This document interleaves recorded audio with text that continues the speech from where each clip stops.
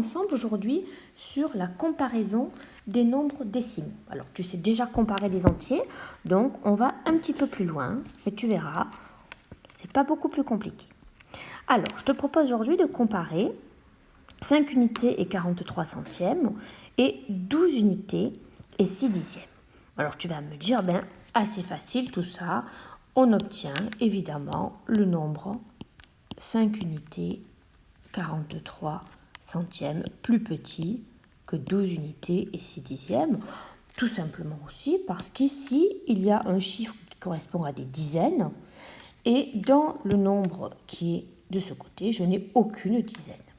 Tu peux, si tu en as envie, mettre ces nombres dans le tableau de numération. À ce moment-là, on le remplit, unité, dizaine, centaine, unité de mille, dizaine de mille, centaine de mille,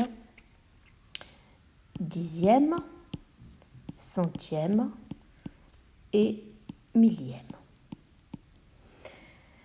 Donc, si tu veux, tu peux placer ton 5 unités et 43 centièmes ici, ton 12 unités et 6 dixièmes ici, et tu vois bien que la colonne qui correspond à l'unité de mesure, l'unité de numération la plus grande là, eh bien, ça correspond au nombre le plus grand, puisque dans le premier nombre, il n'y a rien dans cette colonne-là. Donc, on a bien 12 unités et 6 dixièmes qui est plus grand que l'autre, puisque nous avons une unité de numération ici supérieure.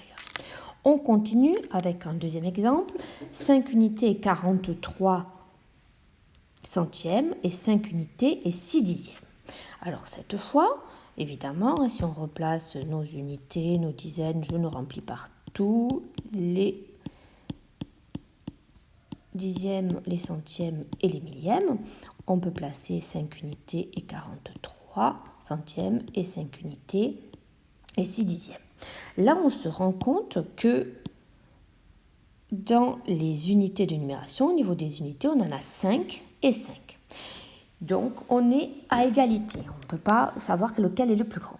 Par contre, si on se place dans l'unité de numération, les dixièmes, on voit bien qu'on en a 4 ici et 6 ici. Évidemment, le chiffre le plus grand, c'est évidemment le 6 ici. Donc, on obtient que 5 unités et 43 dixièmes est plus petit que 5 unités et 6 dixièmes. Et là, certains vont être étonnés. Mais en fait, il faut que tu te souviennes bien qu'on compare unité de numération après unité de numération.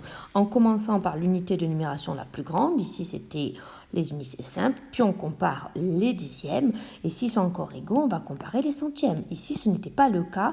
Au niveau des dixièmes, on avait 6 dixièmes qui étaient supérieurs à 4 dixièmes. Donc on a pu, bien évidemment, en conclure que 5 unités et 43 centièmes sont inférieurs à 5 unités et 6 dixièmes. On continue ? Je te propose de faire seul le 12 unités et 8 dixièmes et le 15 unités et 65 centièmes. À toi de faire, tu peux utiliser le tableau de numération, le faire directement dans ta tête comme tu veux. Je te laisse quelques instants, tu peux mettre pause sur la vidéo, tu fais ton exercice et ensuite tu rallumes pour avoir la correction.